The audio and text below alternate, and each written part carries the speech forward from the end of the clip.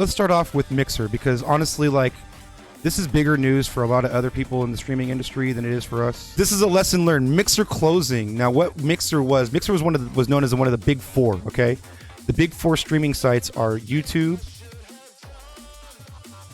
Twitch, Facebook, and Mixer. Probably in that order. Actually, Twitch is probably number one for streaming specifically. So if we're talking about streaming, the streaming big four: Twitch, YouTube, Facebook, Mixer. Mixer being the fourth of four. Mixer is part of Microsoft, so they had deep pockets going in. Mixer tried to go similar to what DJs Not DJing is kind of currently doing right now with their hardware, honestly. They took some celebrities in the field, paid them a bunch of money to wave the Mixer brand, and hoped that their influence would drive over enough traffic. What's going on with Mixer right now is significant. How is that significant to DJs if basically none of us are on Mixer? This is something that DJs need to look at when it comes to choosing where you're going to be trying to build your channel. Mixer spent $30 million on one streamer and $20 million on another streamer. It's Shroud and Ninja. You probably know or don't know who these people are, but let's just say that they're like really influential in their space. They're like the Carl Cox and Z-Trip of their space. Like Denon. Denon got Tiesto and Laidback Luke to wave the Denon flag. So this is Mixer got Shroud and Ninja, paid them a whole bunch of money, millions of dollars, and they tried to use their deep pockets as a way, and their ability to buy influence as a way to drive users away from the other three to choose Mixer. And that's $50 million in streamers alone right there, okay? Just to put it into perspective, we've been talking about Mixcloud as an alternative for the last couple of weeks. Mixcloud was purchased by a media company in Los Angeles with an evaluation of $11 million. Okay? So that just shows you how small Mixcloud is. Small potatoes Mixcloud is. And how you should be considering that when choosing them as a network. Because they are very much a small fish. And they could very much go the way of Mixer, where you've spent all this time, these poor streamers that aren't the main streamers on Mixer, those level of streamers in Mixer are completely screwed. Because they got these like free contracts to go to Facebook Gaming. And Facebook Gaming isn't in any way going to kick them the monetization in the same way that Mixer was, so to speak.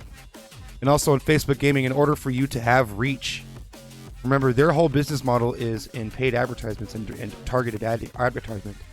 So you really need to be boosting your posts on Facebook before you actually have any reach, or else you're only reaching 10% of your audience. And so these Mixer streamers are faced with either going to Twitch or going to Facebook Gaming now. And they just woke up to that. And some of them invested fully into Mixer for the last couple of years, and they just been screwed. And so that could be a lesson learned to anybody who's considering Mixcloud right now. Mixcloud could just up and say, we're not going to do this anymore. And they're small enough to where it doesn't really matter. All right, so this is what's the big talk in DJ news right now. And this came out of left field, seemingly. Pulling this information from DJ Tech Tools' website. DJ Tech Tools is not paying me to use their site as a reference, but they absolutely can. All right, Virtual DJ 2021 and DJ Pro AI both basically announced around the same time. I think DJ Pro AI announced it first, and then Virtual DJ came right up afterwards. They both announced this new type of technology that I think is very clearly going to be coming to all applications, I would say. Basically, what it has is this new way of separating the sound, okay? It uses an algorithm and what's called phase cancellation in order to isolate certain parts of the tracks, particularly three parts of the tracks: the vocals, what's called the instrumental, and the beat. You have the ability to isolate the vocal on a track and instantly create an acapella for any song imaginable. Or you can isolate just the keys in a song or just the beat in a song. So how it works is it's using phase cancellation in an algorithm. Phase cancellation is the way that we used to do it back in the day. Basically, if you had the regular version of the song and the instrumental version of the song, you could use those two versions to cancel out all of the frequencies, and you'll be left with what's called like a DIY version of an acapella, and then it would just be the acapella, just be the vocal version.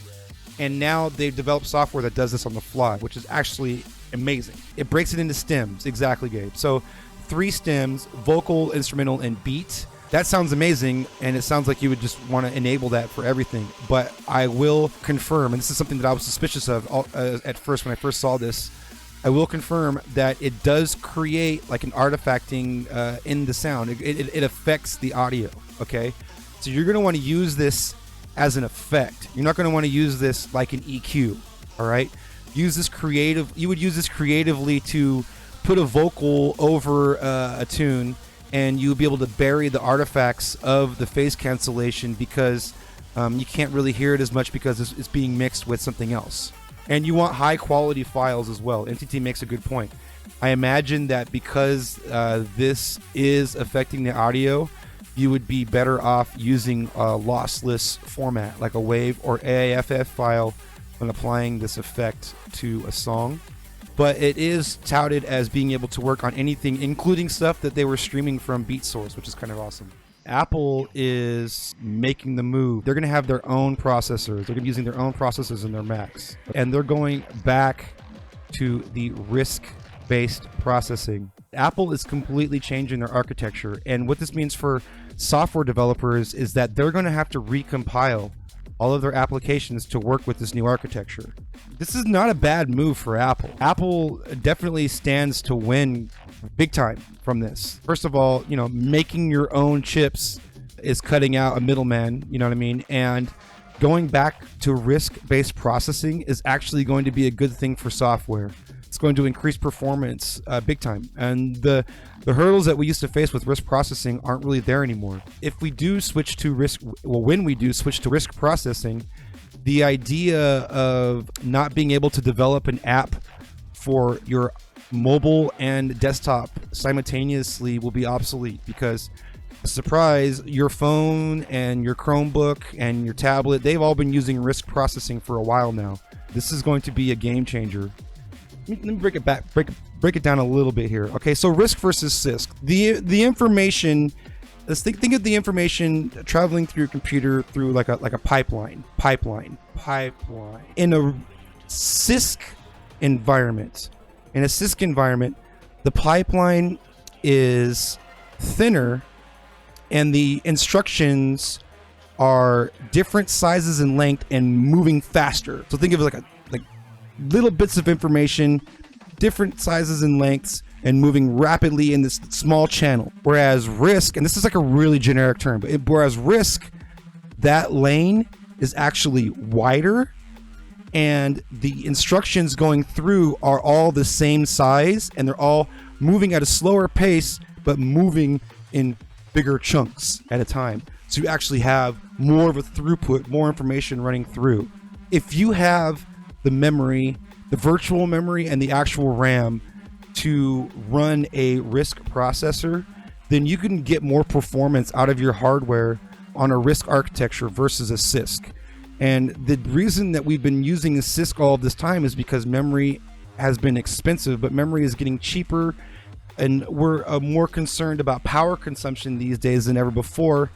And so this is something that is going to be beneficial moving forward, okay? RISC is the future, guys. This is where it's going to be. And so without getting too heavy into that is not even relevant to DJing, let's just bring it back to us, okay? What does this mean for us? For us, it means that we need to pay attention to who is developing our software and what their primary focus is right now. I'm concerned for Serato users right now, because Serato's primary focus is Serato Studio. Their primary focus is not their DJ software, and they've flat out said it. Their primary focus is studio software that it runs in conjunction with their DJ software. So I hope that Serato at some point acknowledges that they need to get on the ball with this new hardware, this new Apple hardware, and they need to get on the ball with recompiling their program and making sure that it works and is future-proofing their stuff. Now, the software, ironically, the software that is in the best position in all of this is Algorithm DJ. Because Algorithm DJ, like I said before, they've been developing their app for iOS this whole time. And the iPad Pro runs on a RISC processor. Algorithm DJ is already ready to go on these new Macs, which is interesting and pretty awesome. The compiler will likely handle it, you're right, but I'll tell you right now, the latest person to the party when it comes to these major updates are your professional applications that are not made by Apple, okay? Serato, Rekordbox, Ableton, your third-party plugins, your audio unit plugins, okay? These are all subject right now. So, and this goes without saying anytime, but more than ever, because this is going to be a major transition, don't make the move to buy a new computer just yet. For two reasons. One, the first rev of these laptops is probably going to be riddled with new issues because this is a brand new machine. And two, like I said before, your applications that you use may or may not be able to state compatibility right away.